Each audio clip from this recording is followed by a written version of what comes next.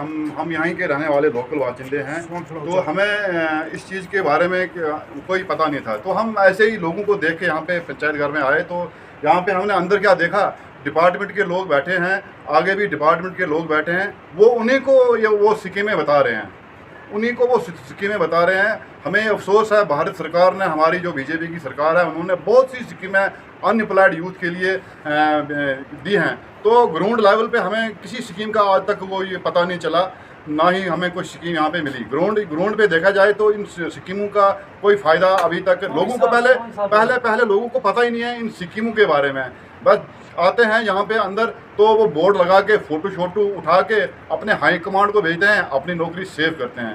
اس لیے جب ہم کل یہاں پہ آئے پنچایت گھر میں تو ہم نے دیکھا اندر سبھی لوگ بیٹھے ہیں. ہم نے یہی بات ان سے کی تو انہوں نے وہ ہماری بات کا جواب نہیں دے سکے. تو ہم اس لیے گزارش کرتے ہیں ڈی سی صاحب سے، جو ایک اچھے آدمی ہیں، وہ ہماری سنیں گے، بے روزگاروں کی سنیں گے.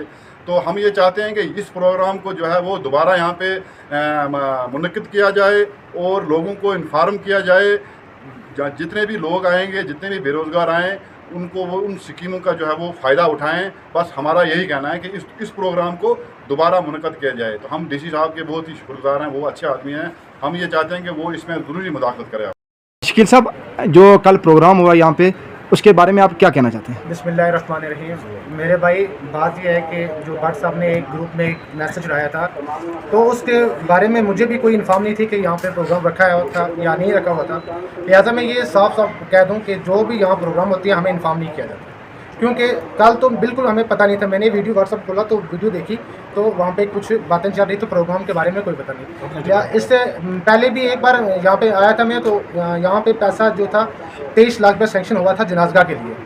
تو وہ اس کا پیسہ پتہ نہیں لیبس ہوا کہاں گیا. اس کے ہمارے جو جائز مطالبات تھے، ہمارے راستے بنانے تھے، ہم نے وہ چھوڑ کر ہم نے کہا کہ جنازگاہ ضروری ہے ہمارے لیے، تو ہم پیسہ چھوڑ دیتے ہیں. وہ پھر زمین کا چکر تھا، تو زمین میں نے دینے کی تھی. میں نے کہا تھا ہمیں پیسہ چاہیے تو آپ زمین لے لیں. 23 لاکھ روپے کی بات ہوئی تھی. وہ پیسہ لیبس گیا کہاں گیا سے. تو ہمارے یہاں جو بھی پروگرام ہوتا ہے ہمیں انفارم نہیں کیا جاتا. یہ بالکل حقیقت ہے.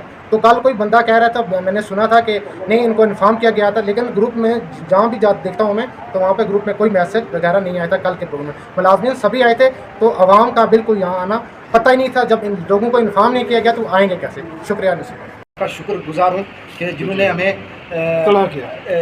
اندھیرے سے نکالا.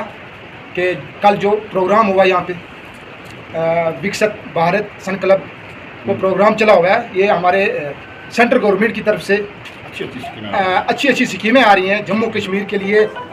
اسپیشلی جموں کشمیر کے لیے یہ پروگرام چلایا گیا. اور ان کے باوجود، سینٹرل گورنمنٹ کے باوجود بھی، مودی سرکار جو چل رہی ہے